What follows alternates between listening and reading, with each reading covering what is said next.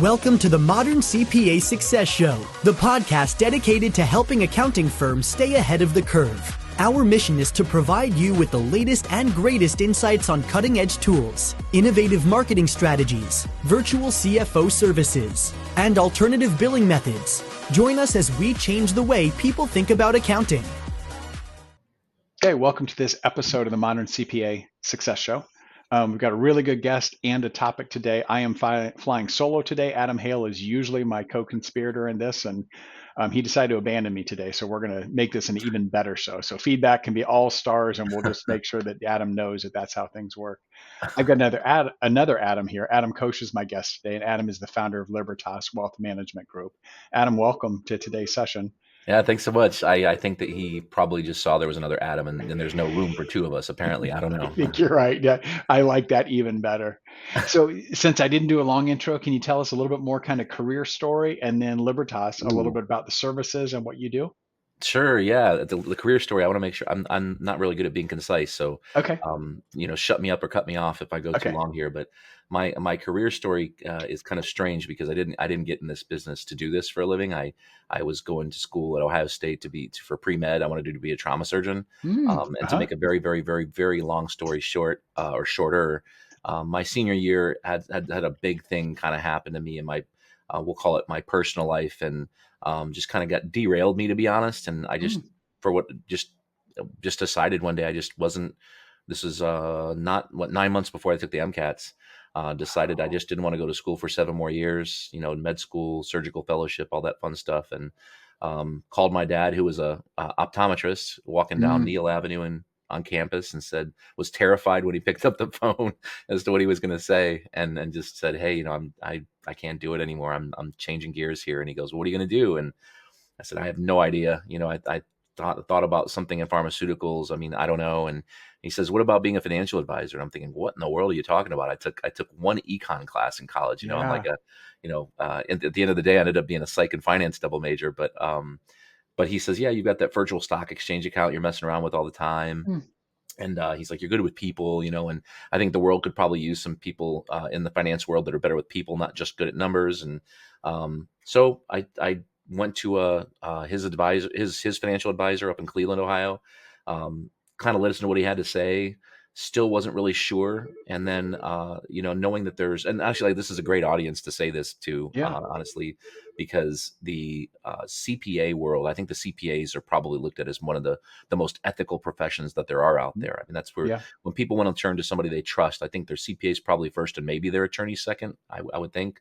And so for me, my perception of the financial industry was one of poor ethics, conflicts of interest, and it just kind of turned me off, to be frank. So when I found out, and I'm just going to say I started at Edward Jones, when I found out that they would make me work out of my home initially, that sounded terrible.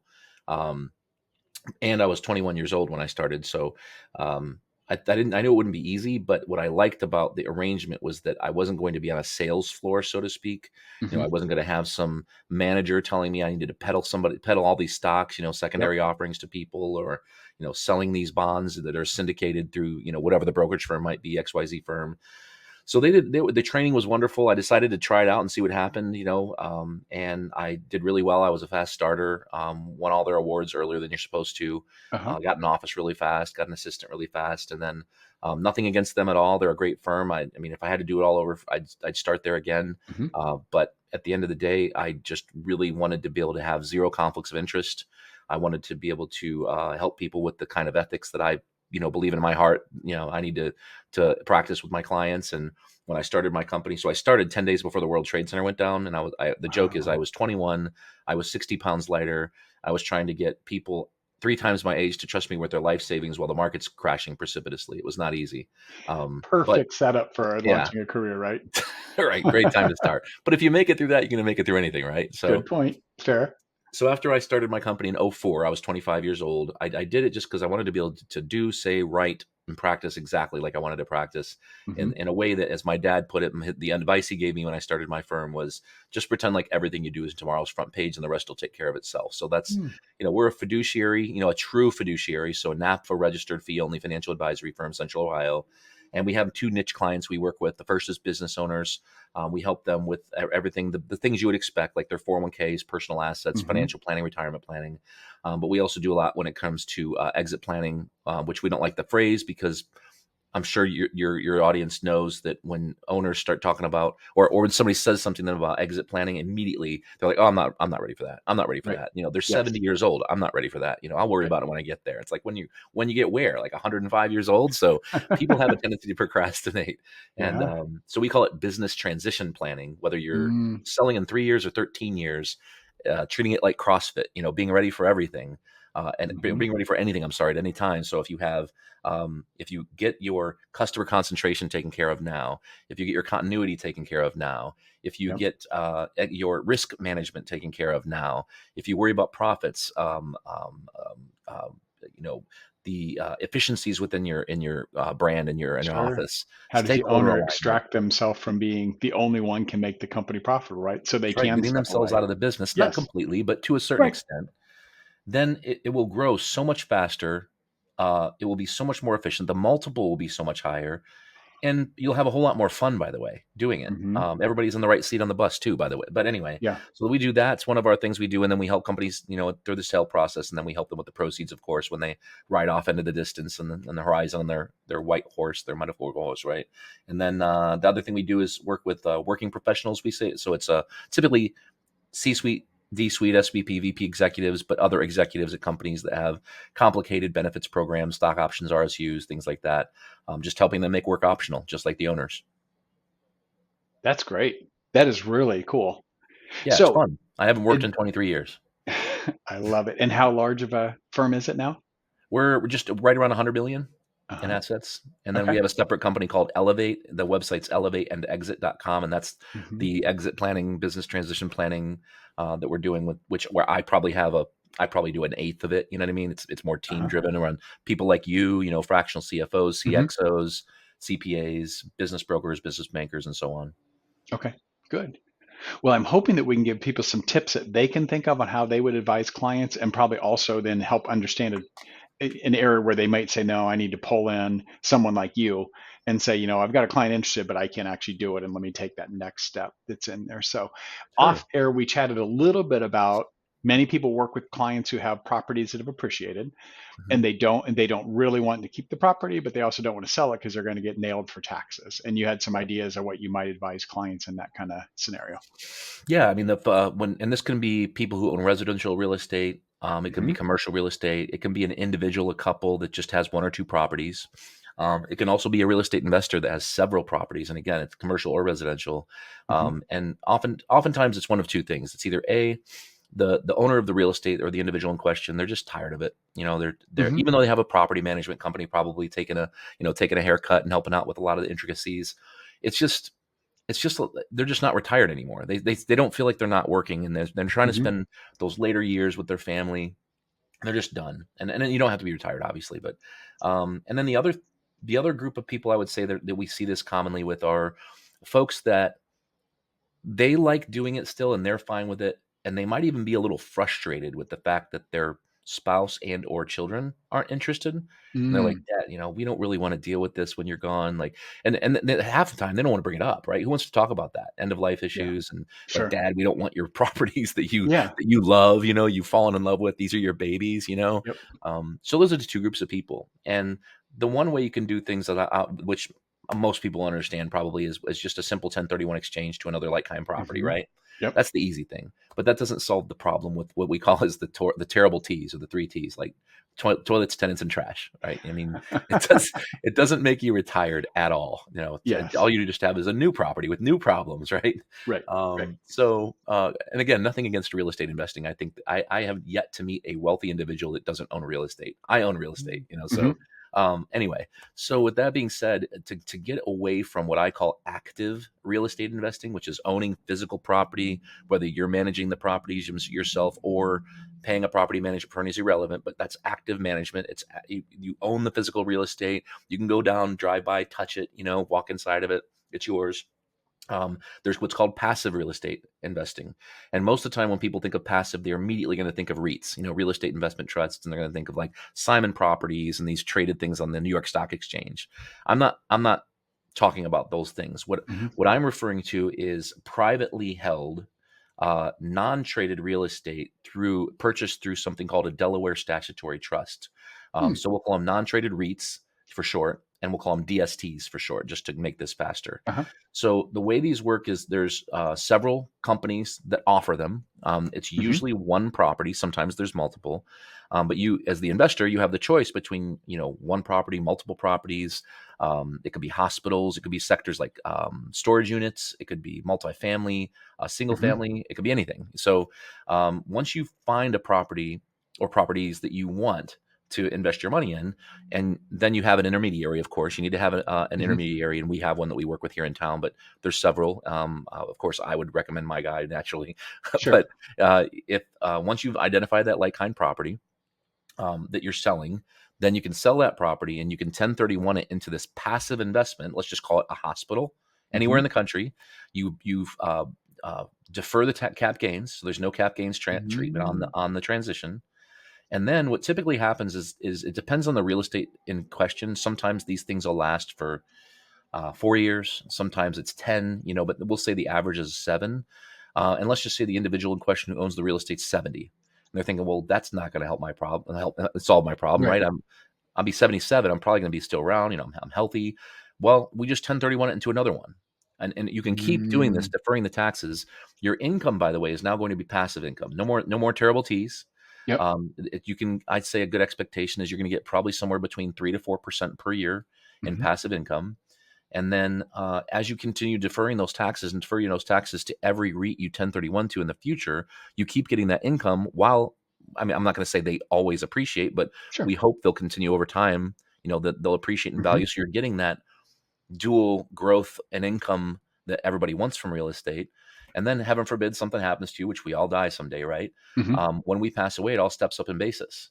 So now your kids don't pay any tax, as if you would have held the properties till your death, but you didn't have to deal with them. And when you're gone, the kids don't have to deal with them. They don't have to deal with the 3 T's as well. Sure. It's a nice solution. It's pretty cool. So pardon my ignorance. You said average of 7. You're like, at that point, the properties are sold. That's kind of the average. And then once that's done, you're getting your money back to then turn around and do it again. As you said, that's what ends the life of that. That's correct. Okay. Yeah. And it could be shorter, it can be longer. And there's plenty of time. It's not like you're going to get hit with a letter one day and go, hey, you got 30 days. It's you'll know well in advance when it's time to start looking for another one. And typically the company that issues these, or don't think of it like a bank, but think of it, the DSTs that issue these non-traded, private real estate companies, they typically have others, so you can stay with the same company, go to another company. It doesn't make a difference. Obviously, you're just looking for quality, yield, and appreciation, of course. And when I'm purchasing, do I tend to know when I buy in that I think it will be about a 7-year? That's sort of you've got sort of like an investment manager kind of philosophy of, hey, here's what we're planning to do. Is that a good analogy? I would say that's a good analogy. But I would throw a caveat in that there was a time after the last real estate market crash where we were all told it was going to be 7 years, and all of a sudden it was 9 years, then it was 11 years. So at the end of the day, as long as it's a good property, as long as it's appreciating, the old adage, location. Yeah. Whether you're doing it on your own with the help of your CPA, with an advisor, financial advisor, wealth manager, doing that diligence to make sure it's a good property in question, to do the 1031, I think that you're probably going to be fine, but it can be longer. That's all I wanted to say. Yeah. And then are these marketable? If, say it's going to 11 years, like I really want out, this is something that you can sell your interest before the property sells. Yeah, that's a great question. So that is probably the big downside. Unlike your real estate that you own around the corner that you could put on the market with, and you could just sell it, whenever somebody's willing to buy it, right? These sometimes they have liquidity offerings. They're called tender offers typically. Sometimes they don't, because you own the property with a bunch of other investors just like you. Right. So the only way to get money out of it is through the cash that's sitting there from the lease that's coming in, or leases. Right. And if there's not enough money to pay everybody, they'll allow like a certain percentage per year, but they'd have to liquidate the whole property to give if people wanted too much. So it's definitely not as liquid. And I guess that's the downside. It's you're giving up some of the liquidity you would have with physical property for the absence of the 3 T's, the absence of active management, and the tax deferral forever with passive income. Okay. And could I spread that risk if I'm worried about getting locked in, if I own a lot of properties, to buy multiple DSTs that are smaller, to say I don't put all my eggs into that one basket? Would that be reasonable? I own 4 or 5 of these things. Yep. And that way Yes. I'm expecting most of them probably mature when I expect. And yes, some of them may be something different. And I just have to, I've minimized or I've reduced that risk. That would Is be that great advice. okay? Now, if it's $100,000 profit, you know what I mean? Sure. You're probably not going to buy multiple. I mean, Yeah. but if you, the more money that you have, the more value of the properties as a whole, as an aggregate, Mhm. then yes, 100%, that would be wonderful advice to Yeah. spread it out. Yeah, that sounds great for a business owner who has amassed some wealth, and I can see that. Children, and maybe it's multiple children who say, "I don't want." I mean, it's nice. I'm going to inherit this portfolio of $5 million worth of property, but now you've got enough wealth if it's multiple properties where you say that could be spread out. It's passive. This isn't Right. something passed along. Well, That's heaven forbid great we have advice. another real estate crisis, or Hmm. maybe it's not so much residential real estate this time around, because it depends on the city you live in, of course. But Right. commercial real estate, I mean, when commercial, companies sign leases, and then we're talking about the big ones, Hmm. they're not signing leases for 5 years. They're doing Sure. 15, 20-year leases. So since COVID, there's still a lot of this coming yet, where these Yep. leases are going to expire, and the company is going to go that went to whole hybrid. They're going to go Hmm. back to work from home because they've learned it's fine, it's going to work. Right. And then a lot of these mortgage debt for commercial especially is held actually at community banks. So Mm. only 11, and I think it's either 11 and 13 or 11 and 14%, maybe it was 11 and 12% respectively, held at the big banks and regionals. The Hmm. rest is way down here. So Oh, the risk is really not in the upper edge of the financial sectors. It's actually lower, much more local, if you will. okay. Interesting. Elevate your firm with a virtual CFO playbook, how to land $60,000 per year clients and provide a killer client experience. This comprehensive online series of modules provides you with the essential tools to create and deliver scalable VCFO services.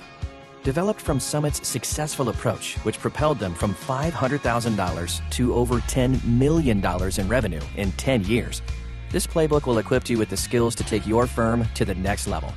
Additionally, upon completion, you can receive 24 hours of CPE credit for the course. Ready to grow your firm? Enroll now at vcfoplaybook.summitcpa.net. I've got a few clients who their approach, and I don't disagree with this, is they own the building in one company, the real estate in one company, the company in a different company structure. When they retire, they like the idea of keeping the building and keeping an Yeah. income stream. So I like your approach, though, that they may get to a point of saying, okay, so let's say you're lucky and you retire when you're 65, but now when you're 75, you're having this issue where your kids are like, hey, you still own this real estate. That sounds like a good second step to say you got an out at that time, that maybe you didn't miss the boat when you sold, to say, I should have sold the company along with the real estate. Are you seeing that kind of thing of, I'll sell the company, I'll keep the real estate for a while, and then I'll do the DST later on? Mhm. Yeah, we have two clients actually just in the last year who both sold their companies. Ironically enough, they're both IT firms, Mm. and initially they kept their properties. One of the couples, they kept all three of the properties they owned, and Hmm. initially took rent on them, and eventually they were just sick of it. They were just sick of managing even that, like dealing with the little bit of business management that was left in their lives, after working so hard for so many years. So they're actually in the process of selling the third right now, actually. Okay. And then we have another client that sold last year, and they've kept theirs so far. I did the same thing. I have a separate company that owns my commercial property, Hmm. and statistically, 80% of business owners' net worth is in their company, and if they own Hmm. real estate, that number could be even more skewed, right? So I think that it's a hugely beneficial strategy to keep those two things separate, especially when you get close to selling, or at least dealing with transition planning, exit planning. Yeah, So yeah. that makes a lot of sense. So in the work that you do, you're focusing on business owners, but you're doing both the personal and the business guidance. Mainly, it sounds like mainly the personal. Like, you've got this asset. Let me help you when this sells, when it generates some kind of a net activity, some kind of a cash activity. It's like when it comes to owners, what we're doing with them is we have one of two engagements, we'll call it. Hmm. It's either a purely, I don't want to call it retail, but purely retail relationship where we're helping them with their 401k, we're helping them with their personal assets, we're helping to educate their employees, they're Hmm. participants in their 401k. And then when they sell, that we're helping them manage, the proceeds of the sale. Yes. However, there's another piece in there, and it just depends on when we meet the client. Like for, Hmm. there's been, I don't know why lately, there's been a few companies that they just got to us too late. And we weren't able to do any planning. They're just like, hey, we're selling. Yep. We're selling. We're not going to do any planning. We're Sure. just selling. So in that case, there wasn't as much advisory work being done, planning work being done. But if we meet a client who is within, say, 2 to 3 years or more of selling, or the Hmm. desire to sell, we'll say, we have a 12-step process that we take them through, that starts with just figuring out where their pain points are, or as we like to joke, where their baby's ugly. Uh-huh. And then step two is kind of going over stakeholder alignment, looking at what have you done so far, how close are we, and then looking at, okay, here are the problems that we have, from, call it 1 to 12. Let's not worry about the bottom 6. Let's focus on these top 6 that are going to really move the needle from the standpoint of absolute value, enterprise Hmm. value, or multiple. And then Hmm. step 3 and 4 is the retirement plan for the owner and spouse, which is, what's this company need to be worth so you can ride off into the sunset and never have to worry Yep. about running out of money. And Yep. then steps 5 through 12 are all things like continuity planning, risk management, customer concentration, stakeholder alignment. It just goes on from there. So we're doing, at the end, we basically build a plan for them to increase the value of their company, increase efficiencies, decrease the time they have in the business, make it worth more money to a buyer, and then increase Hmm. the multiple as well through some intangibles. And then the implementation of that plan goes to an implementer, like, honestly, someone like you. It'd be a Hmm. fractional CFO that would help actually sit in the company face to face, working with the owner, executives, and so on, implementing that plan and moving it forward. And then I'm not really there during that process as much, except just to clarify points within the plan. Hmm. But then at the end, obviously, we're there as well. Yeah. This is great. And I'm thinking there's likely a relationship that we can have in doing this because when we onboard new clients, one of the things we go through, we say we do a risk assessment, but it's a couple of meetings and it's touching on a lot of the really high points. Dave, who is our tax director, will lead this. So part of it is tax, like, have you kept up on your taxes? Do I see risk there? But have you put in place things like buy sell agreements, operating agreements, insurance to support those? And we're saying, hey, we're not trying to sell. We're just trying to say, hey, these are things you really should have in place. Yeah. What we often don't have, then we don't provide that for them. So then being able to hand off and say, here's an expert who can help you with some of those things. Hmm. And a lot of them are important, and they love when they can work with like a wealth management office where that's under one roof of, yes, I can help you get that buy sell agreement in place and help you do that part. Plus, if there's insurance and support, I can help you with that. And if you're running your business like a lifestyle business, we want to switch to an asset. What does that look like? And you're right, that's where we can help them actually operationalize it, but you can help them with, here's what that looks like if you're trying to get money out of this in 15 years and that's your sell plan. Yeah. There's And a nice in the relationship interest of there. full transparency, I'm acting as an advisor, a planner. Mhm. I'm charging a hard dollar cost monthly for 12 months. If it's more than one owner, it's a little bit more. But I'm not actually doing the buy sell. Mhm. I'm advising on it. We would outsource that to an attorney, of course, Sure. just like we would outsource the transition plan implementation to a fractional CFO like you. Okay. Yep, that makes sense. Yeah, it takes multiple people to get that done, but you can imagine It's a often we family. run into, yeah, we often run into a bit of an edge of, yes, you should have that. I can tell you should have that. And many people saying, do you trust someone who can do that and be able to have that handoff Sure. really helps because they would like us involved to help with that and not just say, sure, go find a lawyer and do the stuff that's good for your business is Yeah. not the best solution to give to them. Totally agree. Yeah. So when it comes into exit planning, what is some of your advice if someone's getting close and they're worried about the tax impact of this kind of, I'm going to get some kind of a money coming in and I'm really worried and haven't planned. What are some of the things that you're saying here are some strategies to consider? I'll back up first, and before I talk about the taxes, which are hugely important, obviously, Hmm. is to talk about another intangible that I think a lot of owners miss when they're Okay. preparing to sell, which is something called recasting. Hmm. Recasting, anybody in your profession, CPAs, they probably know what it is, but to the layperson or the newer CPA, recasting is like, for instance, I have. Not to flag myself for an audit here, Hmm. by the way, Sure. but I have one of my cars in the business. Uh-huh.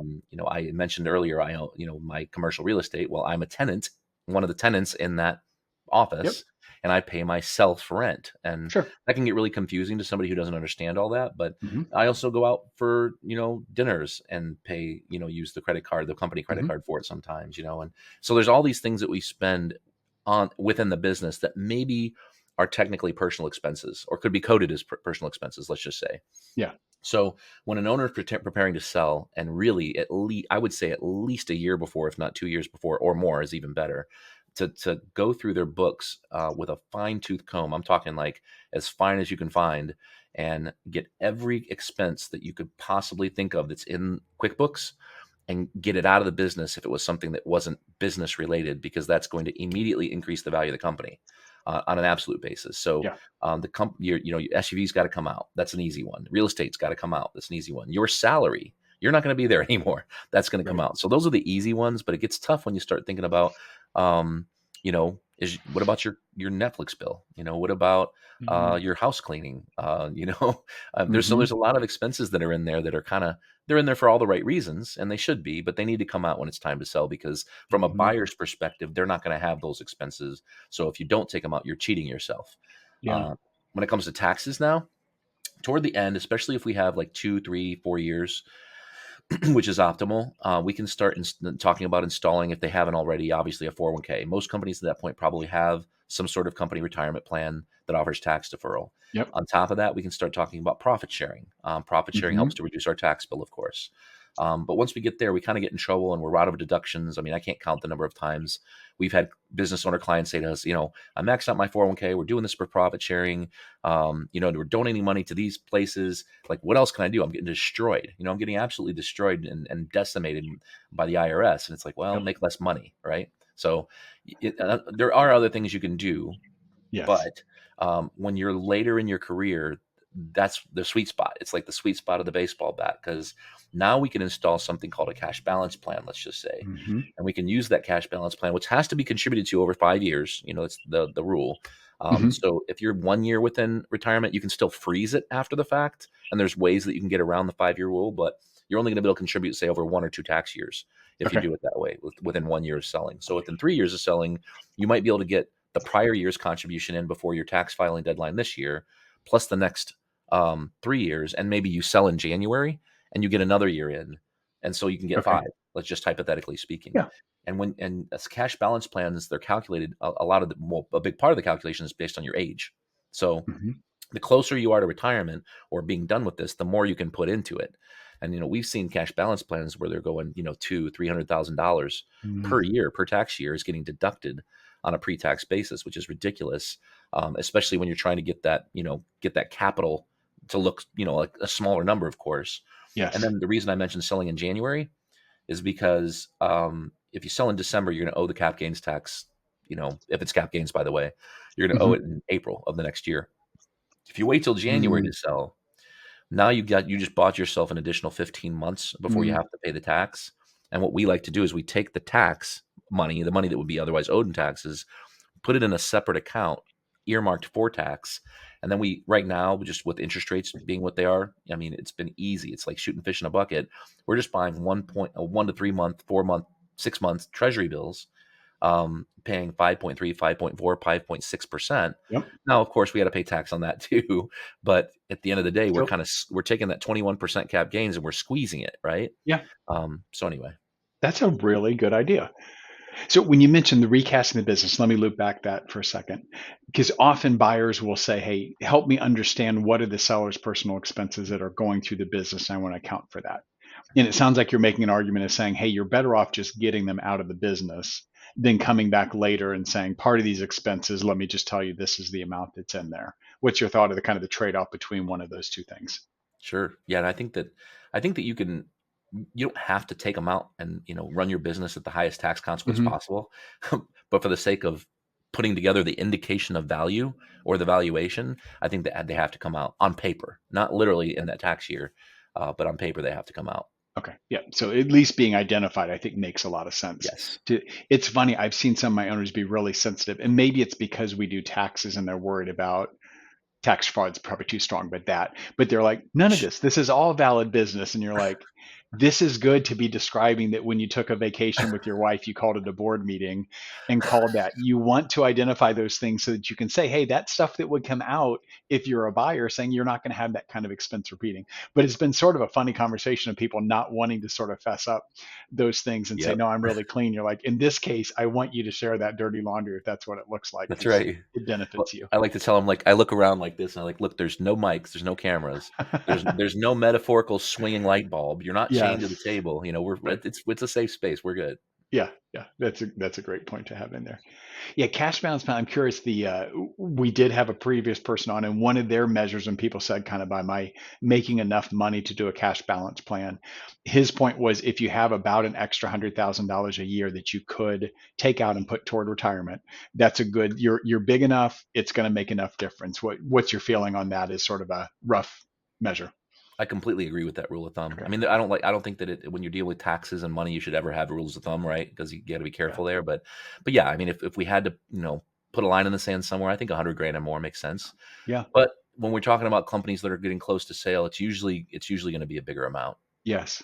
Yeah. And when people look at the limits of like the 401k max and the maxes for IRAs, cash balance plans go way above that.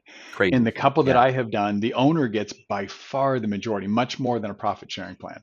And so 100%. that's kind of a nice one of saying you're not getting all of it, but you're able to contribute. In your example, you contributed $200,000 to your retirement and you wrote it off. And look at just what happened to your retirement balance compared to the amount you could put in for 401k. It's a really Yeah. nice option for people to think of. And then after it's done, when you're done, you sold the company, you've paid your taxes, you're all finished.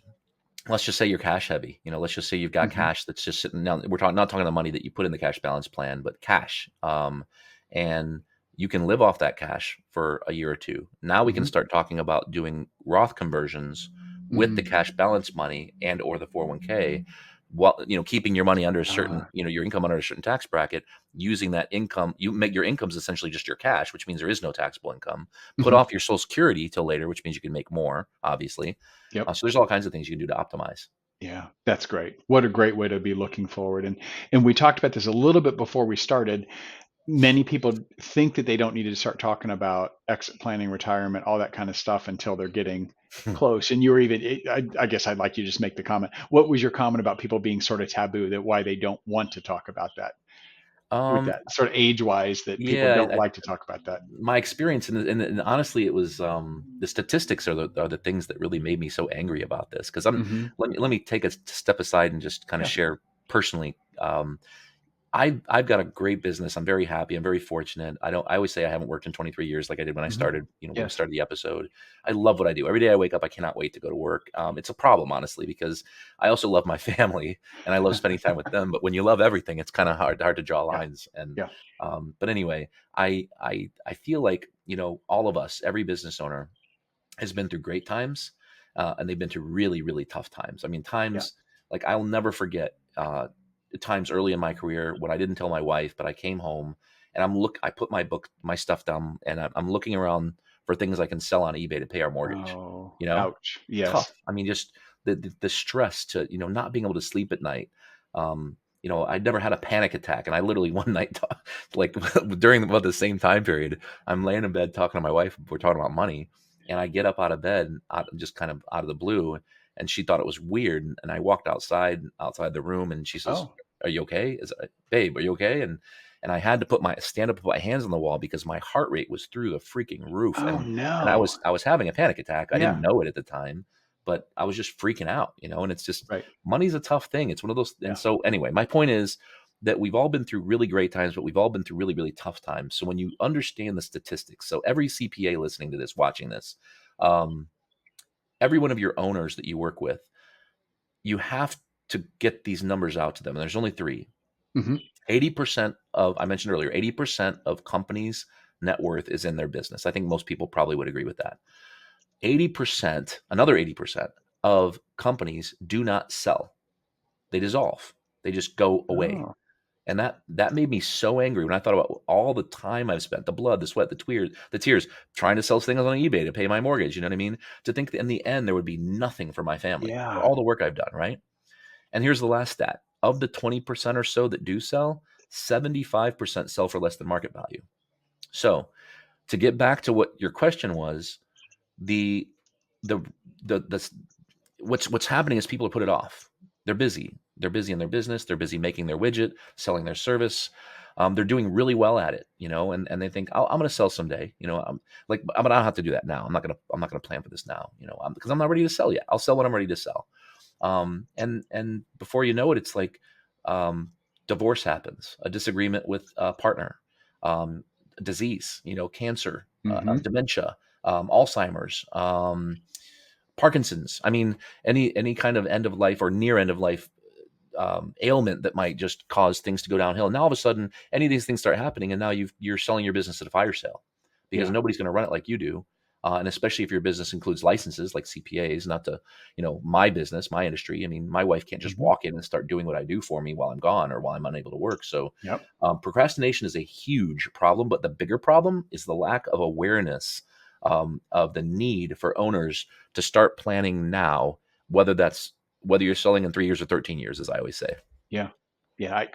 You make a compelling case. And of your 12 steps, a lot of it is here's how to run the ones you described, how to run a good business.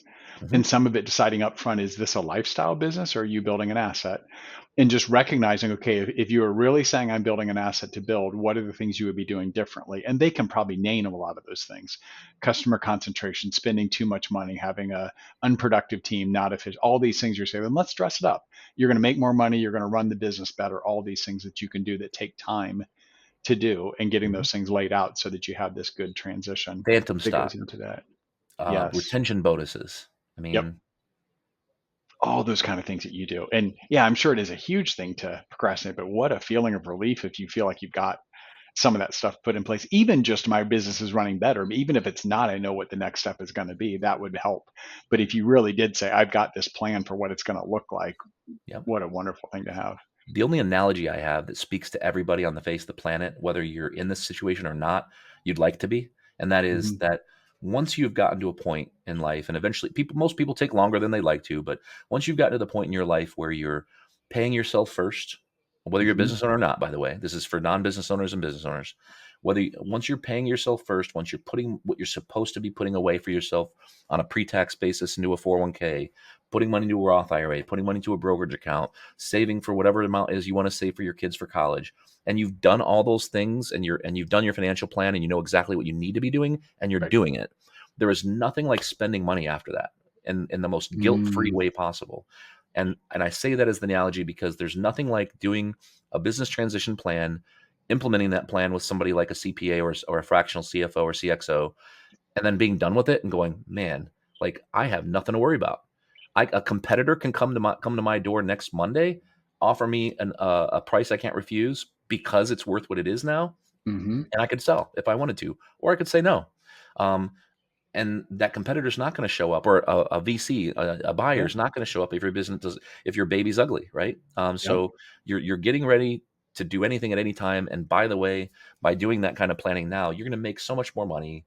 The value of the company is going to grow faster, and you're going to have a lot more fun. I mean, it's just the fact. It's a great point. Just this morning, I met with a father and son who have a company, and 2 or 3 years ago, the father essentially transitioned the operational part to his son, and the father still runs another business. But he's told me recently, my definition of retirement, I think he's 66 years old, is I can take 1 or 2 weeks off and just go somewhere with my wife, and the companies can run. And so at the moment, he's continuing to work. It's awesome. But exactly what you just said, Adam, they've got a company wanting to buy them. And they're very relaxed about it. They said they're going to come in with an offer. We've got some exciting things in front of us. And if it's a great offer, we will probably sell. This is no fire sale. If they come in with a bad offer, no harm. They just need to make a decision because we got things to do and move on. Yep. And I think it was, what a great position. I would hate for him to be, had he not made those plans, to be saying, I've got to get this thing sold in the next 3 or 4 years because I can't continue working 60 hours a week. And this offer sucks, but I'm going to take it because I want to be out. And I'm just like, man, the difference of that kind of relaxed, like you said, he works when he wants to work and is having fun at the moment, which is just, I'm so excited for him. Yeah. It's like living vicariously through him, right? Yeah. No, we've got to, and the opposite happens more often than the good stories. And again, it's because of this lack of awareness. Like people aren't talking about this stuff, unfortunately. But like we've got a situation right now. I'm going to be very careful how I explain it because I don't want them to listen to this. And anyway, but so situation with a company that is small, and they want out in 6 months, Mm-hmm. 6 to 12 months, and which means there's no time for planning. Like there's nothing I can do for them anyway. So, we introduce them to our business broker, our business banker, our corporate attorney, a fractional CXO, and the married couple. Mm-hmm. They're she's like, I'm good with what we would get for it, what it's worth right now, and just to Okay. just be done. Right. He's like, nope, I want 10 million for it, and we're like, it's worth maybe 3 to 4. Oh boy. You know, Got a big gap so there. we're selling it. It's like, look, could it be worth could it be worth 10? If we did planning for 2 years, like if we did a plan in an emergency plan, I'll call it, we just grinded through it in 4 or 6 months. And then somebody like yourself or another company that Mm-hmm. goes in and actually implements that plan with them in say another maybe 12 to 18 months, Mm-hmm. then maybe we could get the 4 to 5 up to like 7 to 8, which is a big jump, by the way. I mean, it's a Yeah. huge jump. But without that planning, a key executive is leaving, Yeah. and they don't want to replace that person before they sell. I mean, Interesting. it's just yeah. I mean, that's, I guess if we were to throw another potential pitfall in here, it's that disagreements between owners can also be spouses, I suppose. Yeah. And that's sad. It's sad when you're holding out. The very simple analogy is, right, I want to sell my car that's worth about 20. And I'm like, I'm not selling this thing unless I get $40,000. And most people in the simple world are going to look and go, you're not going to get that. That's Yeah, not going to happen. And you could do some things to make it better, but that's a big jump to just sit there and look at it that way. that's right. It's your baby, not their baby. So Yes. what you need to do is make your baby look so good that the potential buyer is like, okay, I'll buy that baby. Yes, exactly. Yeah. Oh, this has been so enjoyable. And it makes me think, as we work with companies and we work for the company, but it's usually one, two, three owners, and you've got to really have in what they want to get out of it, which is what you focus on. But it's easy if I work with someone for a long time to sort of lose sight of, okay, remind me, you had said you want to sell this thing in 10 years. Are we taking the steps so that it's sellable? Or have I also just dive so far into your business and I'm also just in the weeds and no one's pulling back and saying, hey, remember how we said we had to 5x revenue and we had to increase our profitability and stuff to make this thing attractive? We're not doing it. Yep. You got to break those big steps into smaller steps, and they got to take action. And that's Yeah. where somebody like a fractional CFO is so crucial, because most companies don't have the time to do it. In Yes. fact, the analogy I always use is, it's like if all of us at some point in our lives probably want to either lose weight, that's probably most of us, Sure. get in shape, or gain muscle, whatever. And so we go to the gym, maybe we hire a personal trainer, we talk to the dietitian, then they're like, here's what's wrong, right? Here's our list. Yep. Here's what you need to do. Here's how you need to work out. Here's how often you need to work out. Here's your cardio. Here's your lifting regimen. Here's your diet plan. And then they take it home and it's like, I'm not doing this. Yes. But a personal trainer is like the CXO, right? The Yeah. personal trainer comes in and goes, look, we're going to do this. I got you, right? I'm going to hold your hand. Right. I'm going to help you through this. We're going to do this together, and we're going to succeed together. And that's where I think that you got to have accountability, and you got to break those things down into little bite-sized steps so that you can kind of keep moving forward and keeping the momentum going. Because somebody can listen to a podcast like this and get all pumped up, Yeah. but let 4 hours go by and the phone rang 20 more times. Two Yeah. staff asked you a question, and your spouse is asking you, when are you coming home for dinner? And it's forgotten tomorrow, right? Right. Right. Yeah. And in the accountability, I think, is good. And your point, your analogy to exercise, because people get a lot farther by doing little bits every single day consistently. Take Yep. those baby steps, and 5 years later, you're in shape. You're much better off than going and killing yourself once a week or maybe once a month in some, grueling workout that doesn't really get you into the in shape. So That's having great. that person saying, hey, here are your 12 steps. We're going to worry about certain ones later. We're going to take these things, but you're going to be amazed if you look back years later at what we got done because we did the pieces along the way. I'm stealing that. That's good. I need Good. to add that Okay. to my analogy. Well, you opened it, so Yeah. you brought it up for me. Adam, this has been really enjoyable. Any closing thoughts about kind of how people should think about this with clients, or when to transition? Anything else? This has all been really valuable. Thanks for asking the open-ended question, because I was hoping I was going to get the opportunity to Good. just say that the reason I'm even doing this, the reason I'm hanging out with you today, is I am so passionate about this that I'm just trying to get the word out. I'm just trying to get Good. owners thinking about it, to educate them. Yeah, we want to get down into specific strategies and give away as much free advice as we can, but nobody ever got in shape, listening to a little bit of advice on YouTube, right? So, I mean, you got to actually put it into action. So the only other thing I would say is to every CPA on this call, you guys, I mean, you are the hubs of business owners, and you are the personal trainers when you think about it, or at least you own the football team, so to speak, and you got all these other owners in the NFL, and those are your clients. So all I would do is I would ask that you take this information and that you spread it around as much as you can. Teach people, share it with them. Just ask questions. You don't have to be the expert. There's experts out there doing this stuff. I don't know how to write a buy-sell agreement. Sure. I got a guy named Tom Washbush that'll do that. I don't know how to broker a deal. I don't know how to find buyers. I mean, I don't even have the software to do that. Yep. I have a business broker that does that. I do company valuations. Like, we do indications of value that'll get us about 90% there. Like, it's not going to be a 12-month process where we're getting down to the penny. But if we did that, it'd be wrong tomorrow anyway, by the way. Yes. But we're using private deal data, public deal data. We're looking at your peers, multiples. So, I mean, all these things, people need to be thinking about it now and not waiting until it's too late. So don't wait until you step on a landmine. Yep. Well, in our show notes, people have contact information for you, Adam. So if they want to reach out to you personally, they can and say, hey, I've got a client that I would like you to talk to, or things like that. That's exactly how we will plan on using you. Is we'll get to a point of knowing what they need and pass them over to the expert, which is what I'm planning on doing. Sounds good. Great. Thank you very much. This was really enjoyable. Thank you. Thanks for having me on. It was a lot of fun. Yeah. Enjoy this podcast? Visit our website, summitcpa.net, to get more tips and strategy for achieving modern CPA firm success. We're here to be a resource in this ever-changing industry.